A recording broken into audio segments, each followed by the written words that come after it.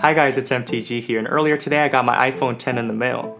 In this video I'll be unboxing it, going over the different gestures of the phone, giving my first impressions, and in the end of the video I'll show you some affordable accessories that you should look into with your new iPhone 10. Let's get right into it.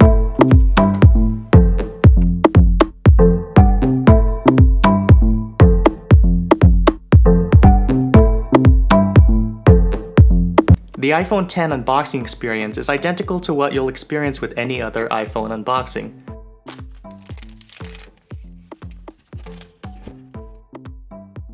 When you first open the box, you are presented with a packet.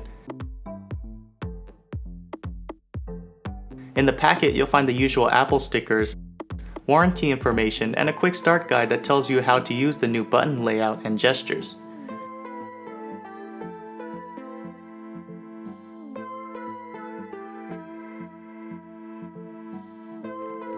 Picking up the phone itself, I can tell you that it does feel very solid.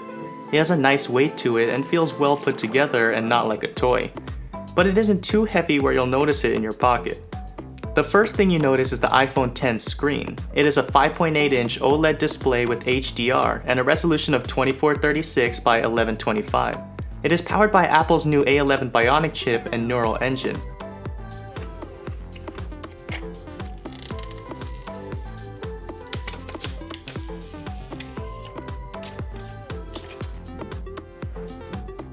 Setting the phone aside, we can see that Apple included some Lightning earpods and also a Lightning to 3.5mm headphone jack adapter because there is no headphone jack.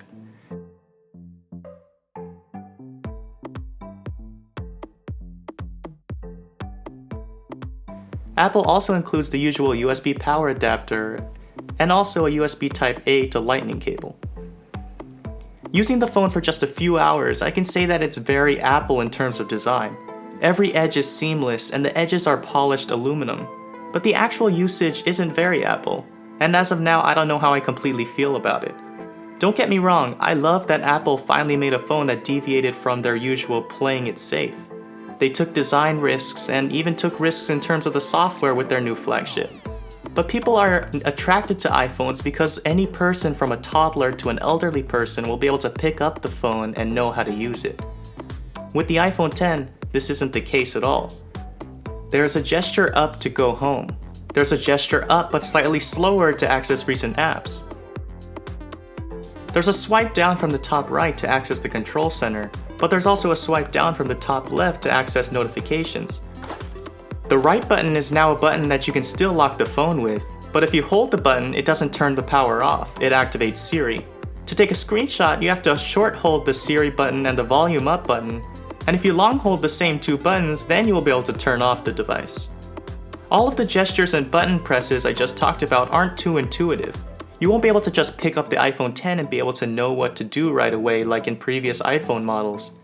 But Apple is such a giant company, and iPhone 10s and beyond will be in millions and millions of people's hands in the future, so the gestures may become intuitive because they can become the norm. Only time will tell.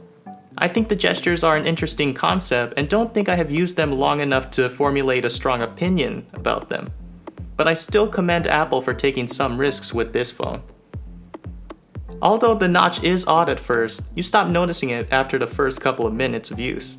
You actually notice it more when apps aren't updated because you don't see the notch.